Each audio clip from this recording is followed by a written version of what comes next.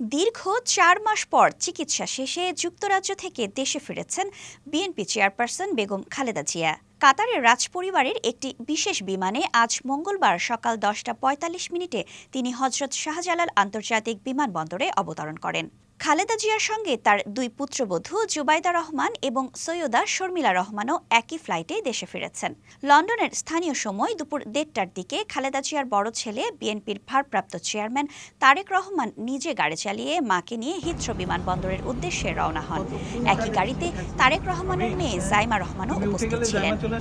বিমানবন্দরে বিএনপির বিপুল সংখ্যক নেতাকর্মী বিভিন্ন প্ল্যাকার্ড ও ব্যানার নিয়ে উপস্থিত ছিলেন। হজরত শাহজালাল আন্তর্জাতিক বিমানবন্দর থেকে খালেদা জিয়া সরাসরি গুলশানের বাসভবন ফিরোজায় যাবেন। এ উপলক্ষে ফিরোজা এবং এর আশেপাশের এলাকায় কঠোর নিরাপত্তা ব্যবস্থা গ্রহণ করা হয়েছে। ফিরোজার নিরাপত্তার দায়িত্বে সেনাবাহিনী সহ বিভিন্ন আইন শৃঙ্খলা রক্ষাকারী বাহিনীর সদস্যরা মোতায়েন রয়েছেন।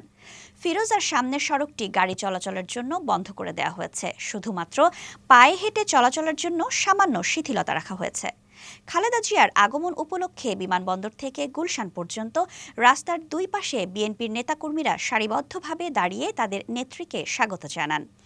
বিএনপির পক্ষ থেকে জানানো হয়েছে, তাদের নেত্রীর সুস্থতা কামনা করে নেতাকর্মীরা রাস্তার দুই পাশে দাঁড়িয়ে ফুল ছিটিয়ে এবং বিভিন্ন স্লোগানের মাধ্যমে অভ্যর্থনা জানান।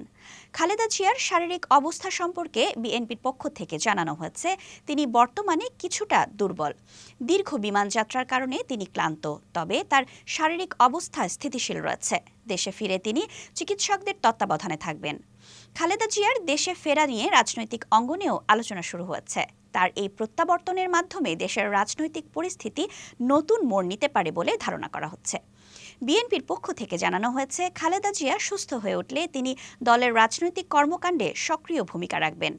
খালেদা জিয়ার আগমন উপলক্ষে বিমানবন্দরে এবং গুলশানে কঠোর নিরাপত্তা ব্যবস্থা নেওয়া হয়েছে।